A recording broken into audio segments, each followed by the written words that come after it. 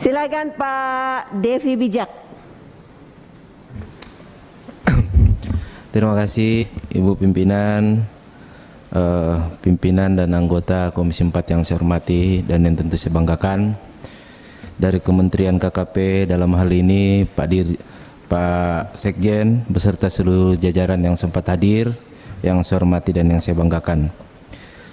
Terkait dengan penyampaian beberapa teman tadi, tentu kami pun dari fraksi Demokrat juga ingin menanyakan beberapa pertanyaan, namun karena memang secara substansi tadi sudah banyak yang tersampaikan oleh teman-teman, oleh karena itu saya singkat-singkat saja pertanyaannya. Yang pertama, berdasarkan dengan data yang dikeluarkan oleh KKP per 22 Juni 2022, terdapat 6.190 unit jumlah surat izin kapal penangkapan ikan atau SIPI di atas 30 JT yang melalui izin pusat, didominasi oleh kapal-kapal berukuran 61 sampai 100 GT dengan jumlah 2.120 unit, kapal berukuran 31 sampai 60 GT sebanyak 1.896 unit, dan kapal berukuran 101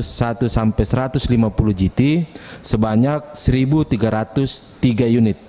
Yang menjadi pertanyaan kami, apakah KKP telah mendata jumlah kapasitas kapal penangkapan ikan yang ada di seluruh Indonesia, baik izin pusat maupun izin daerah, dan berapa jumlah unit dan ukuran kapal yang dibutuhkan untuk optimalisasi pemanfaatan potensi sumber daya ikan yang ada di seluruh wilayah pengelolaan perikanan Republik Indonesia.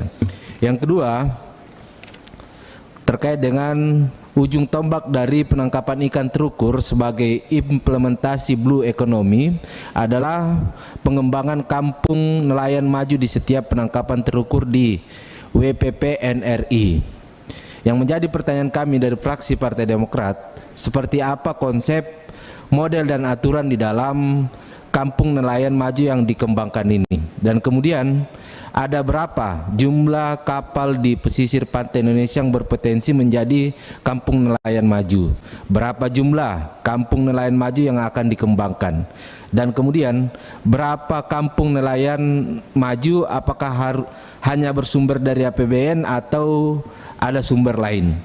Kemudian yang ketiga, keberhasilan kebijakan penangkapan ikan terukur sangat ditentukan oleh kesiapan infrastruktur, sistem informasi teknologi dan transformasi digital melalui satelit serta pengawasan dan penegakan hukum yang kuat. Oleh karena itu, kami dari fraksi Partai Demokrat juga menanyakan sejauh mana KKP mempersiapkan hal ini. Selanjutnya yang keempat, seperti apa strategi pengawalan kapal ikan setelah melakukan penangkapan terukur baik oleh kapal nelayan maupun kapal industri. Kemudian tindakan apa yang akan diberikan KKP jika ada pelanggaran peraturan tersebut. Selanjutnya, berdasarkan data Komnas Kajiskan, potensi lestari perikanan tangkap pada tahun 2017 sebesar 12,54 juta ton dan menurun sekitar 500.000 ton, sehingga potensi lestari perikanan tangkap pada tahun 2022 menjadi sebesar 12,1 juta ton. Bagaimana penurunan potensi lestari perikanan ini bisa terjadi, dan kemudian apa kira-kira penyebab sehingga penurunan itu bisa terjadi. Selanjutnya, salah satu multiplier efek ekonomi dari bisnis penangkapan ikan terukur adalah industri pengelolaan ikan. Dampak dari kegiatan industri pengelolaan ikan adalah banyaknya limbah perikanan yang mencemari lingkungan, menimbulkan bau busuk dan mengganggu kesehatan manusia. Menurut IPB, dari setiap produksi industri pengelolaan ikan, 35% menjadi limbah perikanan. Artinya, jika limbah perikanan tidak dikelola dengan baik, maka masalah baru akan muncul dari industri pengelolaan ikan.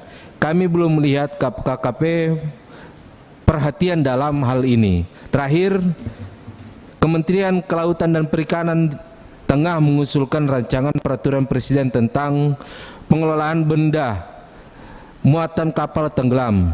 Sebelumnya, Indonesia juga telah mengatur mengenai pengelolaan benda muatan kapal tenggelam melalui keputusan Presiden nomor 25 tahun 1902 tentang pembagian hasil pengangkatan benda berharga asal muatan kapal yang tenggelam antara pemerintah dan perusahaan. Oleh karena itu, kami dari fraksi Demokrat menanyakan sejauh mana perkembangan rancangan Perpres yang telah dirancang, dan kemudian apakah sistem bagi dengan swasta masih dipertahankan, dan jika masih, seperti apa model kerjasama bagi hasilnya. Itu saja pimpinan yang kami dapat sampaikan. Terima kasih banyak, kurang lebihnya mohon dimaafkan. Assalamualaikum warahmatullahi wabarakatuh. Waalaikumsalam.